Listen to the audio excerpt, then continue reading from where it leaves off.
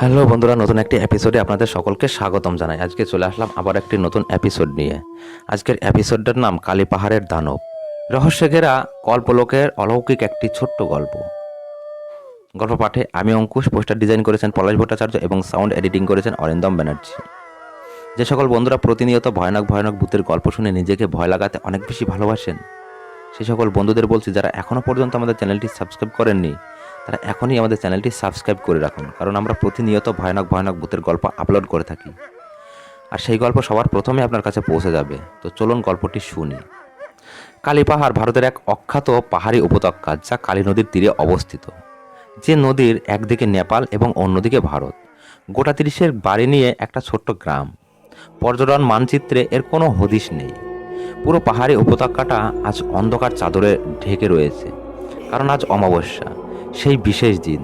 বাইরের জব্বর ঠান্ডা, চারিদিকে এতটাই অন্ধকার যে দিনের বেলা যা কয়েকটি বাড়ি তা হাতে গণে নেওয়া যায়, রাতের অন্ধকারে সেগুলি বিলীন হয়ে যায়।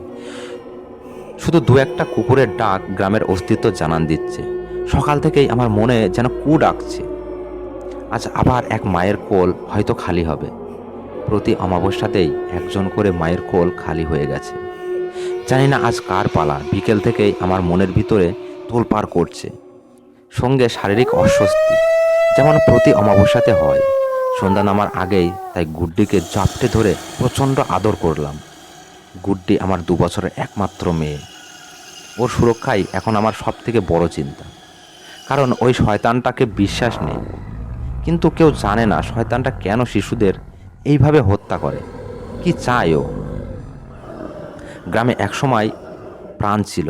বাচ্চারা হইচই করে খেলাধুলা করে গ্রামটাকে মাতিয়ে রাখত। শয়তানটার আগমনের পর থেকেই ওই হইচই একদম বন্ধ হয়ে গেছে। হারিয়ে গেছে কত বাচ্চাদের জীবন, যেমন বিট্টু, নিমা, সুরজ, সোনিয়া, মুন্নি, আরও কত বাচ্চারা।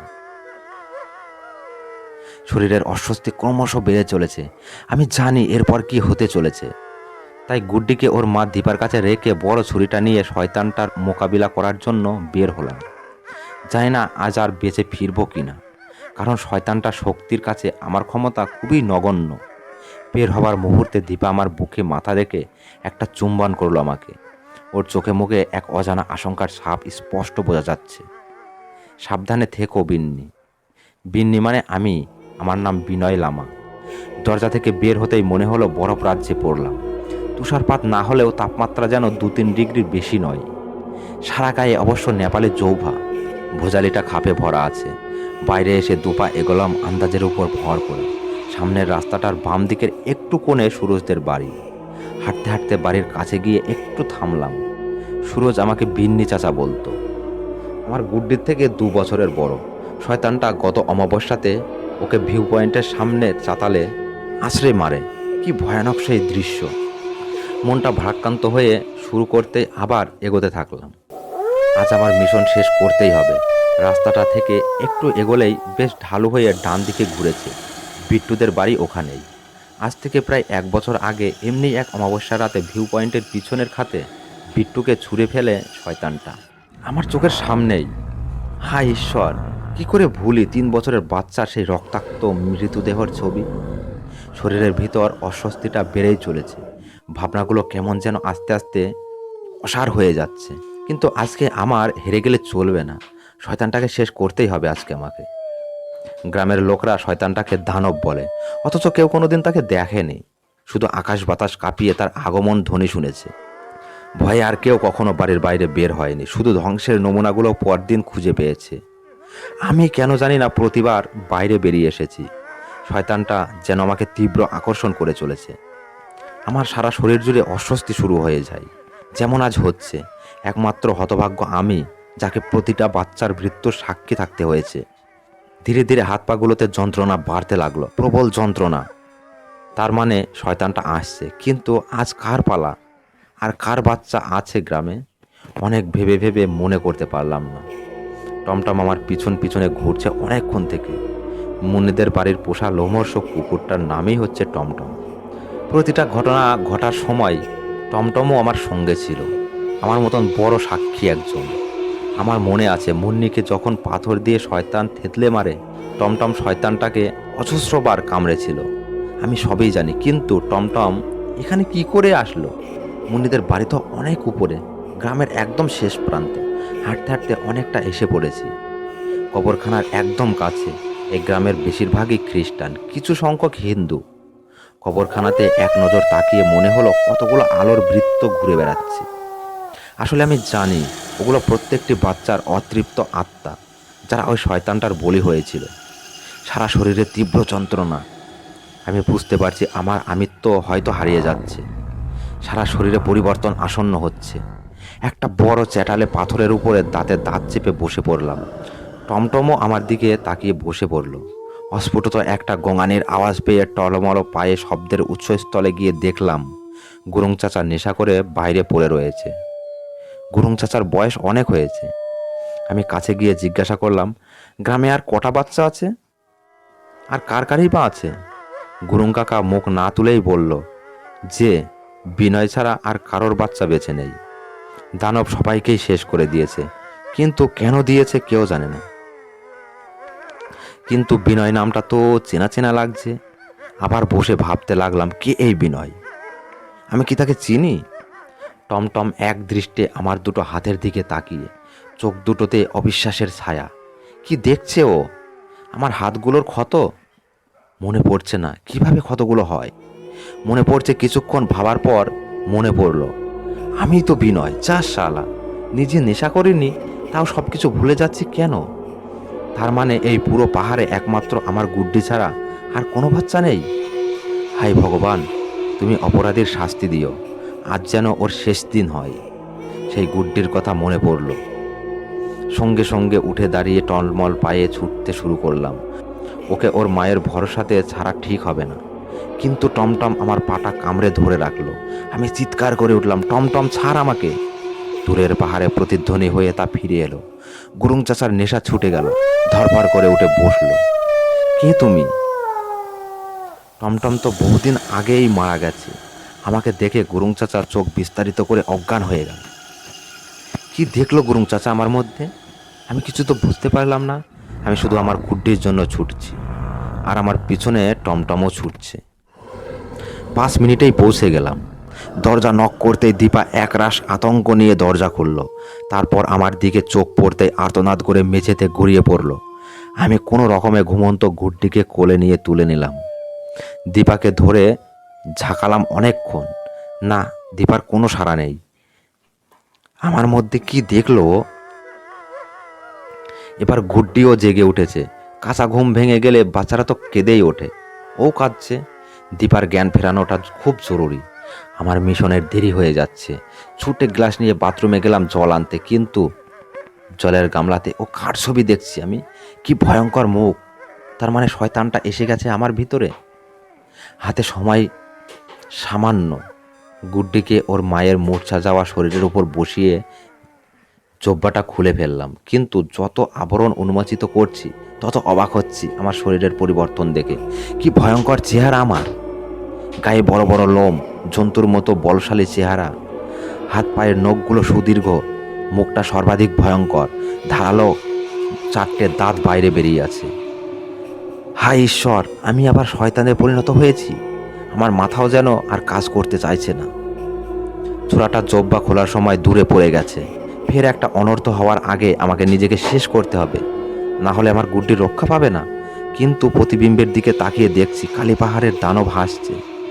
ভয়ানক সেই হাসি। পুরো কটেজটা কেঁপে উঠল শয়তানের হাসিতে। দীপা জেগে উঠল তাতে। আমার দিকে তাকিয়ে কাঁপতে লাগলো। আমি সব শক্তি একত্রিত করে চিৎকার করলাম, পালাও জলদি! আমার চিৎকার হুঙ্কারের মতন শোনালো। দীপা প্রাথমিক জড়তা কাটিয়ে সঙ্গের ছোড়াটা সহ গুড্ডিকে নিয়ে দৌড়ে ঝাঁপ করে বেরিয়ে গেল। আমার মনে তখন শান্তি পেল, কিন্তু ভিতরের শয়তানটা কি বিকট চিৎকার করে উঠল। আমার চিন্তা শক্তি আর কাজ করছে না। আমি এখন শয়তানের অধীনে। দীপা বের হতেই ছুট লাগালাম ওকে ধরবো বলে। শরীর এখন দিব্যি সতেজ। আমার মিশন শেষ করতেই হবে। এখন বাইরে বের হয়ে একটা প্রবল হুঙ্কার দিলাম। কয়েকশো বছর আগেকার কথা মনে পড়ে গেল। এখানে তখন বৌদ্ধ ধর্মাবলম্বী লামা সম্প্রদায়ের বাস। নেপালের সৈনিকরা এসে একবার ভয়ঙ্কর লুটতরাজ চালায়। গ্রামের পর গ্রামের মানুষ তার শিকার হয়। অকথ্য অত্যাচার চালানো হয় আদিবাসীদের প্রতি। বাচ্চারাও নিষ্কৃতি পায়নি। তখন বৌদ্ধদের ঢাল হয়ে দেখা দেয় এক সন্ন্যাসী লকপা। সৈনিকরা বৌদ্ধ সন্ন্যাসী লকপাকে হত্যা করে। ওই সন্ন্যাসীই মারা যাওয়ার আগে অভিশাপ দেয় যে তোমরা যে ধর্মের মানুষের প্রতি অবমাননা করেছ, একদিন এই ধর্মের মানুষই তোমাদের মতন বৌদ্ধ ধর্মাবলম্বী নয় এমন মানুষের বংশ লোপাটের কারণ হবে। আমি বারবার ফিরে আসব আর সেই পরম মানুষের উপর ভর করব। সেই তোমাদের ভবিষ্যৎ প্রজন্মকে শেষ করে দেবে, আর তোমাদের পরবর্তী প্রজন্মকে শেষ করার পরেই আমার মুক্তি হবে। তাই লকপার মৃত্যুর এত বছর পরও লকপার আত্মা বারবার অমাবস্যা তিথিতে ফিরে আসে প্রতিশোধ নেবার জন্য। আর আমি সেই লকপা অভিশাপের ফলস্বরূপ গ্রামের সমস্ত বাচ্চাকে আমি শেষ করে ফেলেছি। গ্রামে একমাত্র বিনয় লামাই সেই ব্যক্তি যিনি বৌদ্ধ ধর্মে দীক্ষিত। মাত্র 3 বছর আগে এখানে আসেন। আমার অভিশাপের ফলাফলও ভোগান্তিও তারপর থেকে শুরু হয়। বাইরে বেরিয়ে দীপাকে দেখতে পেলাম না। নিশ্চয়ই ও কোথায় লুকিয়ে আছে, কিন্তু কোথায় লুকাবে ও? আমি দীপা আর গুড্ডির নাম ধরে চিৎকার করে ডাকতে লাগলাম। বজ্রপাতের মতো ভয়ঙ্কর আওয়াজ পুরো উপত্যকা জুড়ে হতে লাগলো। আমি তো গ্রামটাকে হাতের তালুর মতন চিনি, তাই প্রতিটা বাড়ি ধরে ধরে আমি দুজনকে খুঁজতে লাগলাম। এক সময় পেয়েও গেলাম। গুড্ডির কান্নাই আমাকে সেখানে পৌঁছে দিল। এটা একটা ছোট্ট চার্চ। কান্নাটা ভিতর থেকেই আসছে। নিজের সবল হাত দুটো দিয়ে ভিতর থেকে বন্ধ দরজাটা খুলে ফেললাম। ভগবান যিশুর সামনে দীপা আর গুড্ডি, ওরা আমার দিকেই তাকিয়ে। সেই চোখে ভয়ের লেশ মাত্র নেই। আমি শিকারকে একদম নিরস্ত দেখে বিজয়ের হাসি হাসতে লাগলাম। আর একটি মাত্র বাচ্চা, ব্যাস, প্রতিশোধ শেষ। আমি ক্ষিপ্র গতিতে এক মুহূর্তে নখ দাঁত বার করে ঝাঁপিয়ে পড়লাম ওদের উপর। কিন্তু পরক্ষণে বুঝলাম আমার ভুল হয়ে গেছে। আমার এই 18 ইঞ্চির ছোরাটা দীপা আমার বুকে আমল গেঁথে দিয়েছে। বিকট চিৎকার করে উঠলাম, কারণ ছোরাটা আমার বুকে এফোড় ওপর করে দিয়েছে। নিজের শিশুকে বাঁচাতে দীপা নিজের পুরো শক্তি আমার উপর প্রয়োগ করেছে। মনে পড়ে গেল গৌতম বুদ্ধের বাণীগুলো, অহিংসাই ধর্ম। আমার এই দুধের শিশুগুলোকে হত্যার কোনো যৌক্তিকর্তা ছিল না। সন্ন্যাসীদের আরও মহৎ প্রাণা হওয়ার দরকার। আমিও পাপ করেছিলাম কোনো, তাই আমার আত্মা শান্তি হয়নি। বারংবার প্রতিশোধের নেশাতে ফিরে আসতে হয়েছে। গুড্ডি ঈশ্বরের দূত, তাই ও অক্ষত থেকে গেল। তাকিয়ে দেখলাম আমাকে ঘিরে 15-20টি আলোর বৃত্ত। আসলে ওরা সেই সব শিশু যাদের আমি হত্যা করেছিলাম অপরিণত কুড়ি অবস্থায়। আমার জন্যই ওরা একদিন ঝরে গিয়েছিল।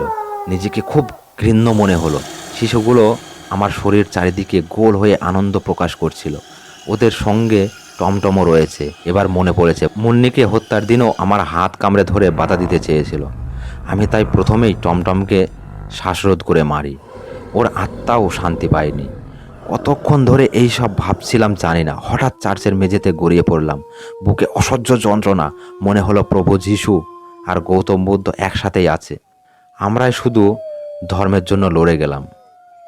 মনে আছে আমি খুব বড় সন্ন্যাসী ছিলাম।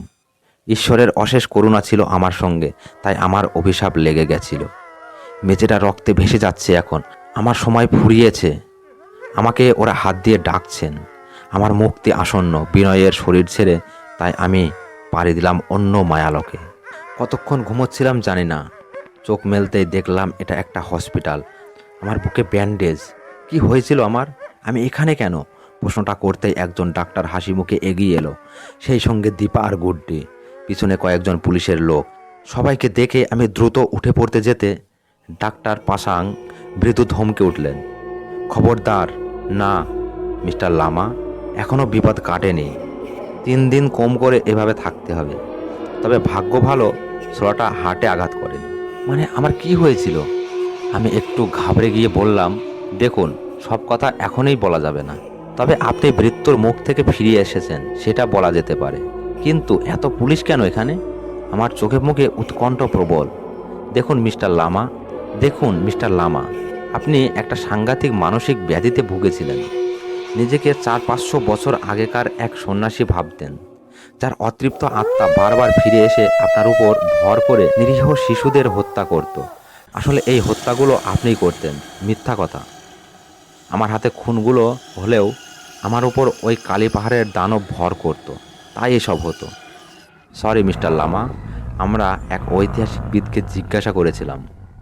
উনি এখানকার ইতিহাস নিয়ে অনেক দিন গবেষণা করেছিলেন। উনি আপনার ঘটনাটা হেসে উড়িয়ে দিয়েছেন।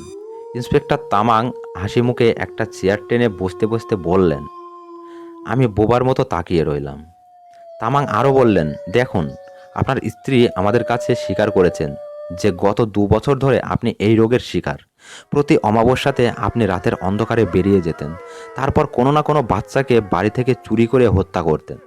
ডাক্তারবাবুদের সঙ্গে কথা বলে জেনেছি এটা খুব জটিল মনোরোগ। না, এর মধ্যে কোনো অলৌকিক কিছু নেই। দুনিয়াতে যত ভর হওয়ার কেস হয় সবকটাই মানুষের ভ্রান্ত ধারণা। কোনো দেবতা বা ভূত কারোর উপর ভর করে না। একবার ভাবুন তো, যদি সময় মতো চিকিৎসা করাতেন তবে কতগুলো তাজা প্রাণ বেঁচে যেত। তামাং সাহেবের কথাতে আমি স্বস্তিত হয়ে গেলাম। কী সব বলছেন উনি? তামাং সাহেব আবার শুরু করলেন। কাল তো আর কাউকে না পেয়ে নিজের মেয়েকেই হত্যা করতে গিয়েছিলেন। যদি আপনার স্ত্রী দীপা আপনাকে ছুরি মেরে না আটকাতো তবে কি হতো বলুন তো? প্লিজ থামুন স্যার, প্লিজ থামুন। গুড্ডি আমার একমাত্র মেয়ে। আমাকে এখনই গ্রেপ্তার করুন। আমি জেলে যেতে চাই। গ্রেপ্তার তো কর্তব্যের খাতিরে আপনাকে দীপাকে দুজনকেই করতে হবে। তারপর বিচারক যা বুঝবে তাই করবে। কিন্তু এখন আপনি সুস্থ হন, তারপরে। আমি তামাং সাহেবের কথাতে চুপ করে বসে রইলাম। মনের মধ্যে কতগুলো প্রশ্ন ঘুরপাক খাচ্ছিল। মানসিক রোগে না হয় নিজেকে লোকপা ভেবে এতগুলো খুন করেছি, কিন্তু আমার শরীরের পরিবর্তনগুলোর ব্যাপারে চিকিৎসক আর বিচারকরা কি বলবে, আমি সেটা নিয়েই ভাবছি। আজকের গল্পটা এই পর্যন্তই। বন্ধুরা, গল্পটা কেমন লাগলো আমাদের কমেন্ট করে জানাবেন। গল্পটা যদি আপনাদের এতটুকু ভালো লেগে থাকে তাহলে বন্ধুদের মাঝে শেয়ার করে বন্ধুদের একটু শোনার সুযোগ করে দেবেন। নমস্কার।